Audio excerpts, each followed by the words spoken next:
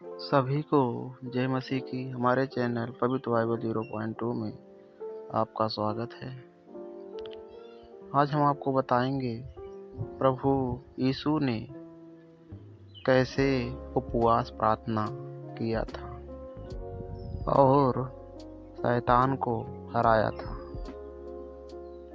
हमें भी उसी तरह प्रार्थना करना चाहिए। इससे पहले यदि हमारे चैनल को सब्सक्राइब नहीं किए हैं तो प्लीज़ चैनल को सब्सक्राइब कर लें ताकि आने वाला हर नोटिफिकेशन पहले आप तक पहुँचे। तो आइए चलते हैं वीडियो की तरफ।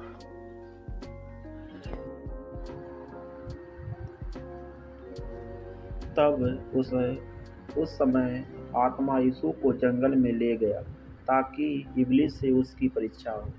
वह 40 दिन और 40 रात निराहार रहा। अंत में उसे भूख लगी। तब परखने वाले ने पास आकर उससे कहा, यदि तू परमेश्वर का पुत्र है तो यह कह दे कि ये पत्थर रोटियां बन जाए। उसने उत्तर दिया कि लिखा है कि मनुष्य केवल रोटी से नहीं परंतु हर एक वचन से जो परमेश्वर के मुख से निकलता है जीवित रहेगा।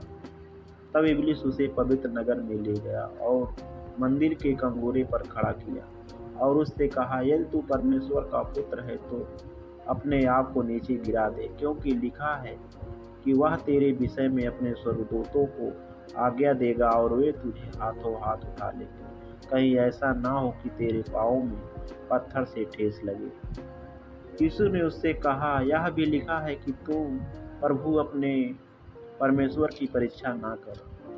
फिर शैतान उसे एक बहुत ऊंचे पहाड़ पर ले गया और सारे जगत के राज्य और उसका विभव दिखाकर उससे कहा कि यदि तू गिरकर मुझे प्रणाम करे तो मैं यह सब कुछ तुझे दे दूंगा। तब यीशु ने उससे कहा, हे शैतान, दूर हो जा, क्योंकि लिखा है कि तू प्रभु अपने परमेश्वर को प्रणाम कर और केवल उसी की उपासना कर। तब शैतान उसके पास से चला गया और देखो, स्वर्गदूत आकर उसकी सेवा करने लगे। उसने तुझको नम्र बनाया और भूखा भी होने दिया।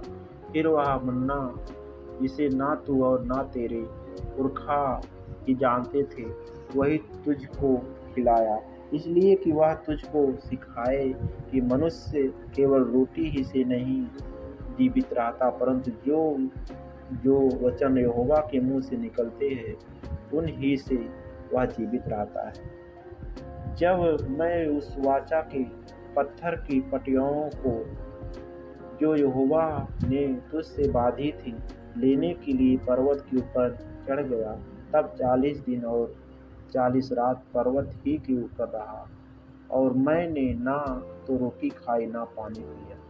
परंतु वह समय आता है वरन अब भी है जिसमें सच्चे भक्त पिता का भजन आत्मा और सच्चाई से करेंगे, क्योंकि पिता अपने लिए ऐसे ही भजन करने वालों को ढूंढता है।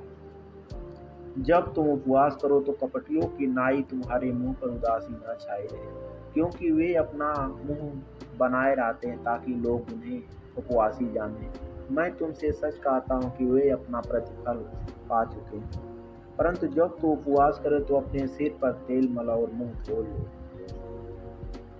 ताकि लोग नहीं परंतु तेरा पिता जो गुप्त में है तुझे उपवासी जाने। इस दशा में तेरा पिता जो गुप्त में देखता है तुझे प्रतिफल देगा। प्रभु यहोवा ने मुझे सीखने वालों की जीभ दी है कि मैं थके हुए को अपने वचन के द्वारा संभाल ना जानूं। भोर को वह नित्य मुझे जगाता और मेरा कान खोलता है कि मैं शिष्य के समान सुनूं। तो भी यहोवा की यह वाणी अभी भी सुनो, उपवास के साथ रोते रोते पीटते अपने पूरे मन से फिर कर मेरे पास आओ। अपने वस्त्र नहीं अपने मन ही को फाड़ कर अपने परमेश्वर यहोवा की ओर फिरो, क्योंकि वह अनुग्रहकारी, दयालु, विलंब से क्रोध करने वाला, करुणा निधान और दुख देकर पछताने हारा है। क्या जाने वह फिर कर पछताए और ऐसी आशीष दे जिससे तुम्हारे परमेश्वर यहोवा का अन्न बलि और अर्घ दिया जाए। आमीन।